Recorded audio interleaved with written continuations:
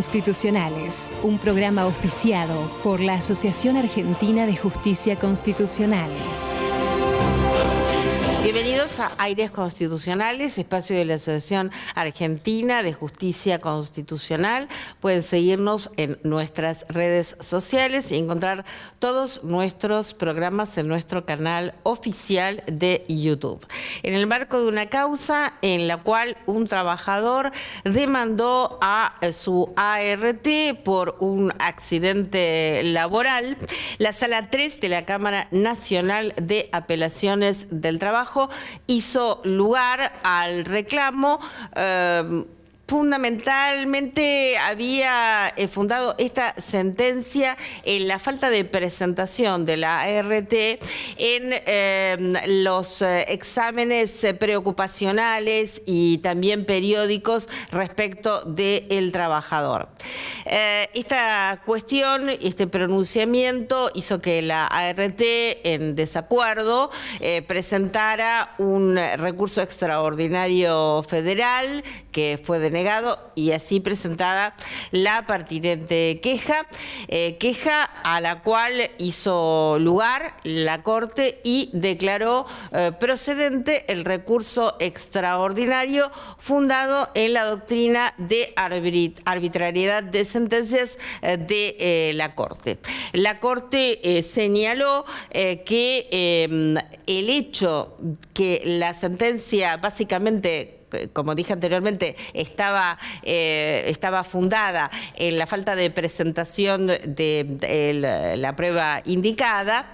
Esto para la Corte no era suficiente para condenar a la ART y además observó que carecía de una derivación razonada del derecho conforme las circunstancias obrantes en la causa, desvirtuando a las pericias médicas que no encontraban una relación de causalidad entre las dolencias físicas del trabajador y el accidente de trabajo. En tal sentido, entonces revocó la sentencia apelada de acuerdo a lo manifestado por la Corte, y en tal sentido revocó dicha sentencia y ordenó que vuelvan los autos al tribunal de origen a fin de que se dicte un nuevo pronunciamiento conforme a lo manifestado.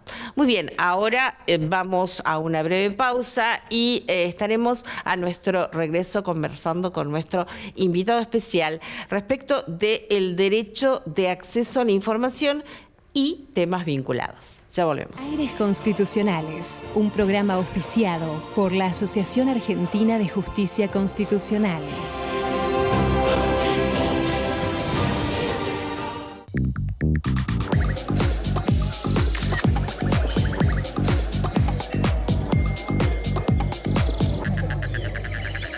Te estamos esperando para que cumplas la misión que más te guste. Misiones, hacé la tuya.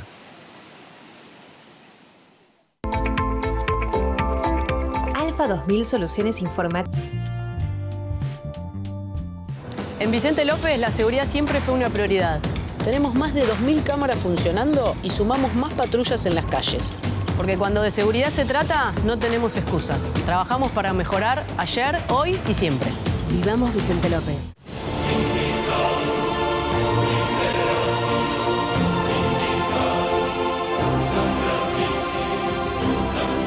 Bien, y aquí seguimos en Aires Constitucionales con el doctor Javier Barraza, que es vicepresidente de nuestra asociación, director del Instituto de Derecho Administrativo también de nuestra asociación, es director de la maestría en Derecho Administrativo que se cursa en la Universidad Abierta Interamericana y doctor en Derecho por la Universidad de Buenos Aires. Bienvenido, Javier. Bueno, muchísimas gracias por invitarme nuevamente por para favor. tratar temas de alta sensibilidad. La verdad que sí, muy interesantes, ¿no? Sí. Como es el derecho de acceso a la información. Una definición del derecho de acceso a la información. ¿Qué es el derecho de acceso? El derecho que tiene toda persona Sí. a acceder a cualquier tipo de información. Algunos lo definen como un derecho humano fundamental para acceder a datos, registros, expedientes, pero yo lo resumiría en eso, el derecho que tiene toda persona a acceder a cualquier tipo de información. Registros públicos y registros y podrían privados. ser también registros privados, sí, También por registros supuesto, privados. porque se hace al interés general, lo privado cede ante necesidades de interés general. Sí. Imaginemos, por ejemplo, una biblioteca que contiene privada una información relevante acerca de hacer un estudio para beneficio de la salud. Sí. Y yo soy un investigador. Yo podría obligar a esa entidad privada o a esa persona privada a poder ingresar para poder recabar información sobre esos datos que son de utilidad para la comunidad, y yo creo que sí. Bien. Creo que sí. O sea, esto genera muchos problemas. Sí, porque muchísimo. eso hay, digamos, es un escenario, un ámbito en el cual se contraponen el interés de la propiedad, digamos, de las personas con respecto a lo que hace la garantía de la propiedad privada con el derecho de acceso a la información de toda persona. Sí. Entonces, puede haber un punto de contradicción, digamos, entre ambos. Yo siempre he pensado, por ejemplo, en el caso de la propiedad industrial. Sí. En el caso de la propiedad industrial, supongamos que hay un científico que está estudiando que el consumo de Coca-Cola genera diabetes. Sí. Entonces, ese científico solicita a Coca-Cola la fórmula para saber cómo se hace esa bebida. Y Coca-Cola bien podría decirle, mire, esto está amparado por el secreto industrial y yo tengo un derecho de propiedad sobre esa fórmula. Claro. Pero al mismo tiempo, el derecho de acceso a la información tiene una dimensión institucional o pública, relativa, por ejemplo, al medio ambiente, en este caso a la salud. Sí. ¿Se podría negar entonces esa cuestión? Bueno, este es un caso que todavía no se ha planteado, pero siempre lo pienso como un caso donde hay una tensión entre el derecho de propiedad, la propiedad industrial, el derecho de trabajar y, por otra parte, el derecho a la salud y el derecho de acceso a la información. Sí, ahora lo que hay, viste, en las etiquetas o en los paquetes, cuando consumimos, dice exceso de azúcares o exceso de sodio, y hasta ahí llegaría. Digamos, o sea que digamos, una persona que sufre de diabetes o por el contrario, presión alta, se privaría automáticamente de comprar. El tema es que, bueno, la publicidad es tan engañosa que ahí también hay otro problema, porque, por ejemplo, hay productos que dicen sin azúcar. Entonces, un diabético podría decir, bueno, consumo este producto, pero tiene carbohidratos. Claro. Que el carbohidrato se convierte en azúcar en el cuerpo humano. Entonces, uno podría decir, no, mire, yo vendo productos sin azúcar. Y de hecho, no está mintiendo. No está mintiendo. Pero lo que no le dice es que si usted consume carbohidratos, esos carbohidratos también son nocivos para quien sufre ese tipo de enfermedad. Y así miles de cuestiones que uno no y ahí conoce. fíjate como derecho de acceso a la información y derecho a la información también, lo que estamos conversando tiene que ver con los derechos de los consumidores al acceso a la información. Bueno, es que precisamente antes de la ley 25.725, la Constitución ya contenía toda una serie de postulados respecto del derecho de acceso a la información. Por ejemplo, el derecho de los consumidores a contar con información adecuada y veraz. Claro. Del mismo modo, el derecho de las personas a poder conocer el financiamiento de los partidos políticos. Mucho antes de la ley 25.725, que es una ley específica, ya nosotros teníamos toda una serie de postulados constitucionales que garantizaban el derecho de acceso a la información. La ley lo que vino en definitiva es a solucionar un déficit que teníamos en ese sentido. Hay un libro muy interesante sobre el punto que es el libro de la doctora Marcela Basterra, Derecho de acceso a la información. Es un libro muy interesante, uno de los pocos libros que existen en nuestro país que aborda sistemáticamente el tema. Es una destacada profesora de Derecho Constitucional que se ha dedicado muchos años al estudio de esta temática. Claro, ¿y qué gana más habitualmente? ¿El derecho, esta garantía a la propiedad intelectual o propiedad industrial o ¿O Es que no se ha planteado todavía eso en un Es a nivel ámbito. doctrinario, digamos, Es la discusión. un ejercicio que yo le hago a los alumnos. ¿Qué hago en este caso? ¿Usted qué haría como juez? Y sí. Y bueno, y ahí entra en tensión el derecho de propiedad, el derecho de acceso a la información, el interés general, cómo Claro. mido ese interés general Sí. ante cuestiones de salud, que también puede ser cuestiones del medio ambiente. Sí. Porque el derecho de acceso a la información tiene una dimensión, que es una dimensión individual. Yo tengo derecho a poder ingresar en un registro y hacer un estudio sobre algo.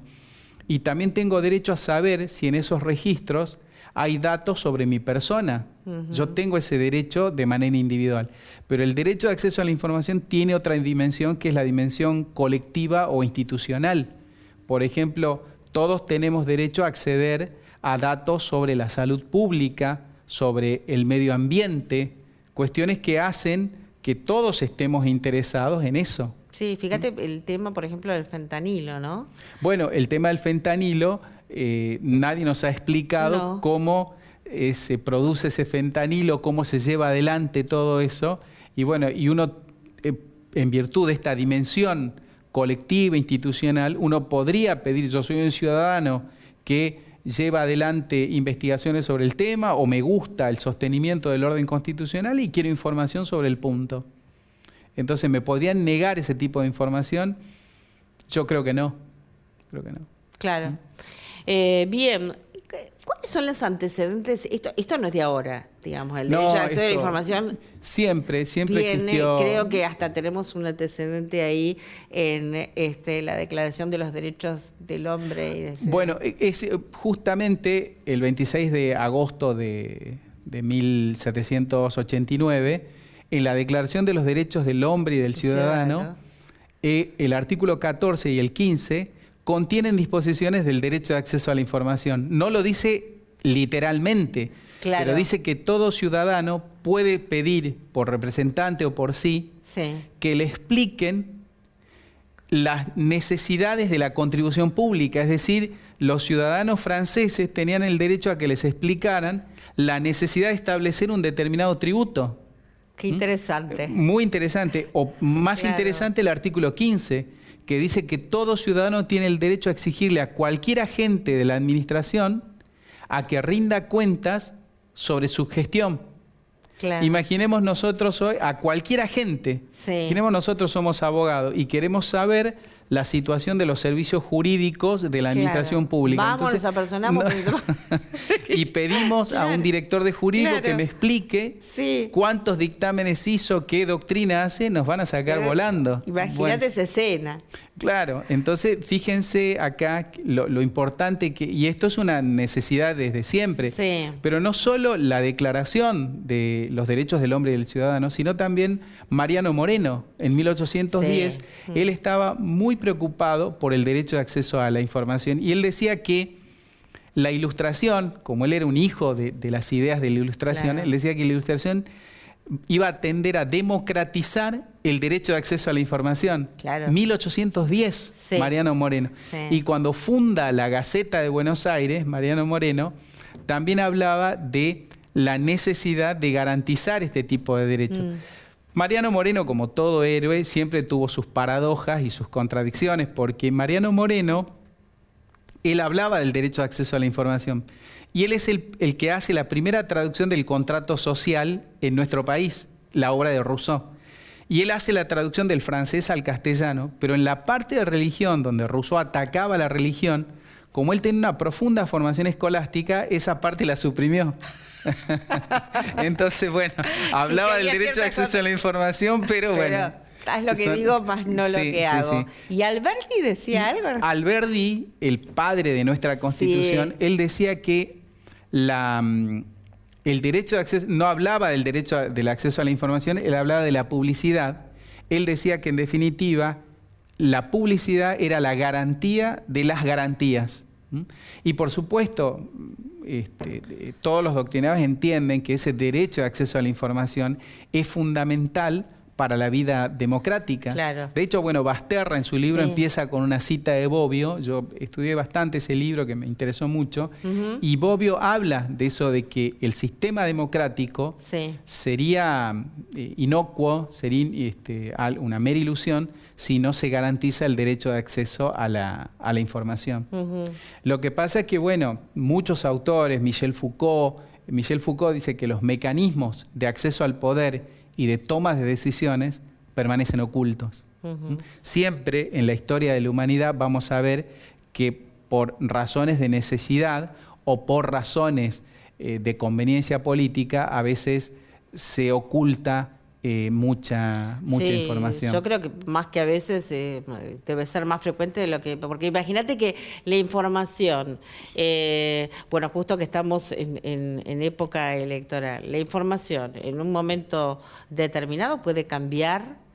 Es como la bala que te entra en el pecho. O sea, sí, digamos. sí. El derecho de acceso a la información puede torcer una elección. Una elección. De hecho, yo me acuerdo de Es una más, creo que información debe haber muchos casos. que fue una información falsa Sí. cuando se presenta Sí. Olivera Me acuerdo. como candidato a jefe de gobierno.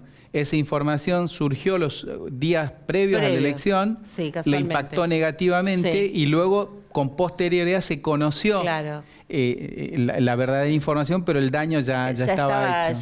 Ya había logrado su objetivo. Ya estaba hecho, sí. ¿Qué? Y el problema con las redes es que ahora el problema no es tanto el acceso a la información, sino el problema detectar qué es lo verdadero de lo falso. Fake news. Las fake news. O sea, ahora el problema que tenemos es que antiguamente uno cuando hacía una investigación lo que trataba de detectar era la mentira.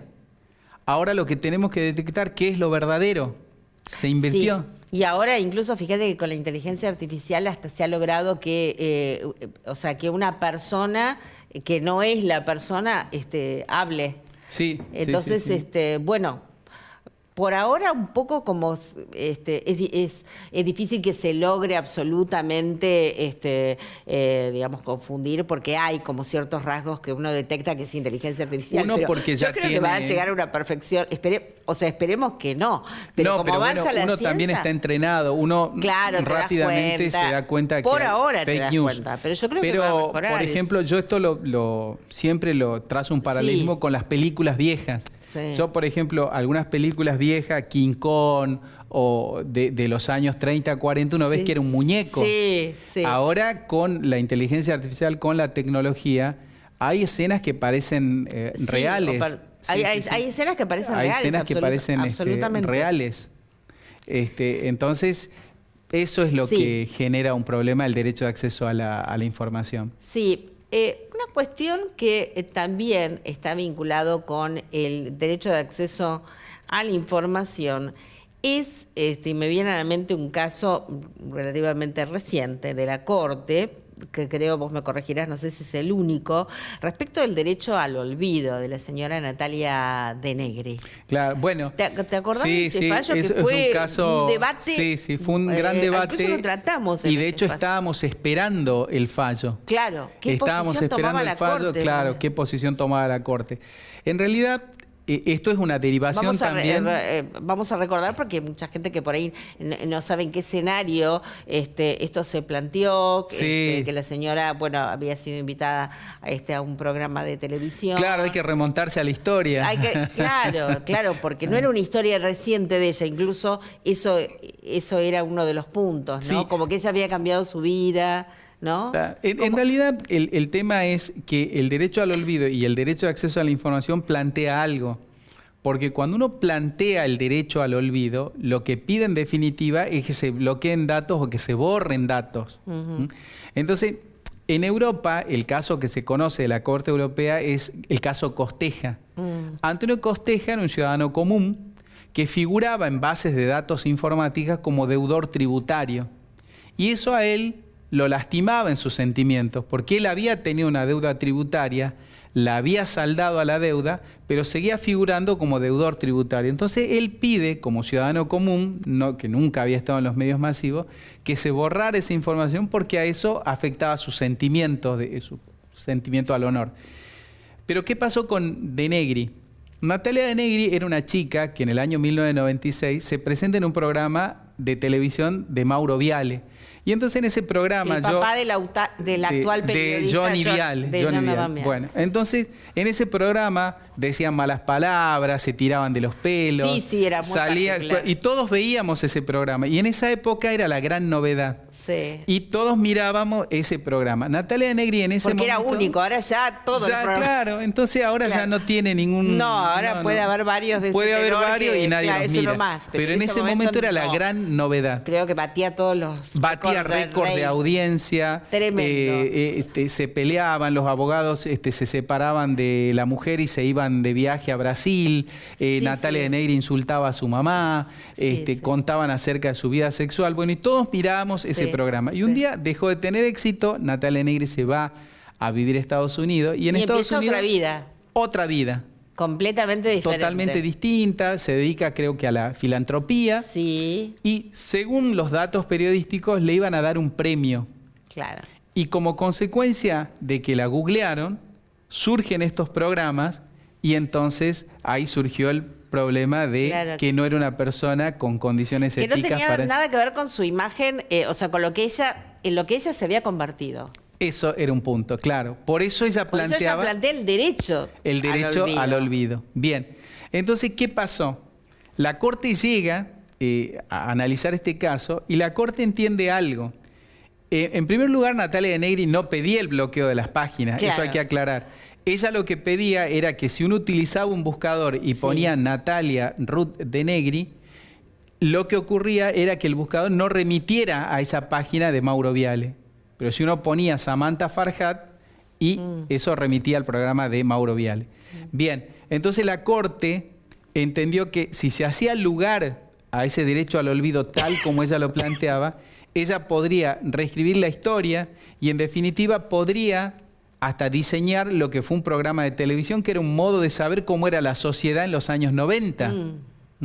Entonces, por esa razón la Corte no le hace lugar al pedido. Pero además, el otro problema era que ella se había sometido voluntariamente. Claro, había un tema de edad también, o que era jovencita y que no había podido... Tenía 20 años y para la legislación de esa época era menor de edad. Claro. Pero con 20 años todos sabemos que uno es perfectamente consciente de lo que hace y de asumir las consecuencias. Sí. Pero el problema era que además era una figura pública y ella se había sometido voluntariamente a esos programas de televisión. Por esa razón la Corte no le hace lugar al pedido. Claro. De hecho, los abogados de Natalia de Negri consideraron este fallo injusto porque era en cierta forma revictimizarla. Y además, por esto que vos planteás, en definitiva ella ya había cambiado su vida. Sí. Ya era otra persona. No era la misma persona. No era la misma persona. Era como que el pasado la condenaba por algo que ya no era. Sí. El problema que se plantea con esto del derecho al olvido es hasta dónde llega ese derecho al olvido. Porque imaginen una persona que, por ejemplo, no sé, el hijo de Mussolini, que lo mataron, fue el dictador de Italia, muere, lo colgaron de los pies en la Piazzale Loreto en Milano. Entonces, el nieto de Mussolini dice, mire, yo quiero que se borre eso, porque eso afecta a mis sentimientos. Mi abuelo ya pagó. Claro, mi abuelo él carga con la historia de otro. Y entonces, ¿él podría pedir derecho al olvido? Y yo creo que no, porque él, en definitiva, ¿qué podría reescribir la historia? ¿Podría ocultar datos históricos? Ese es el punto.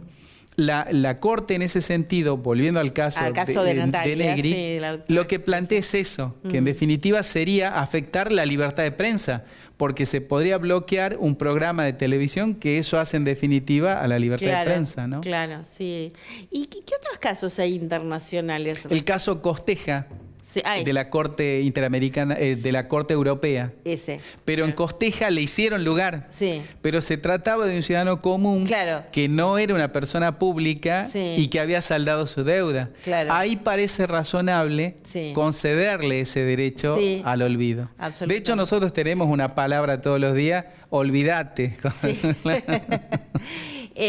Javier, bueno, ya simplemente como para referir a la Vías Data, porque ya estamos, pero es interesante también esta cuestión. ¿Qué es el Vías Data como recurso? Bueno, es que la Vías Data también se relaciona con el derecho a acceso a la información, porque en definitiva, mediante la Vías Data, mediante ese instrumento, yo puedo obtener información que hace a mi persona. Yo quiero saber si en los registros de seguridad y de defensa, como fue el caso Ganora, existen datos acerca de mi persona. Es decir, el derecho de acceso a la información tiene un instrumento que me permite eso mediante el habeas data, entre muchos otros instrumentos, ¿no? Muy bien. Sí. Ahí estamos. Bueno, eso es estar en vivo grabando. Sí. Bueno, muy bien. Te despedimos por este muchas programa gracias, y hasta poco tiempo más y ya te tendremos nuevamente aquí. Muchas gracias. Un gran placer como siempre. Nosotros nos volvemos a encontrar en nuestro próximo programa, como siempre, aquí en Metro.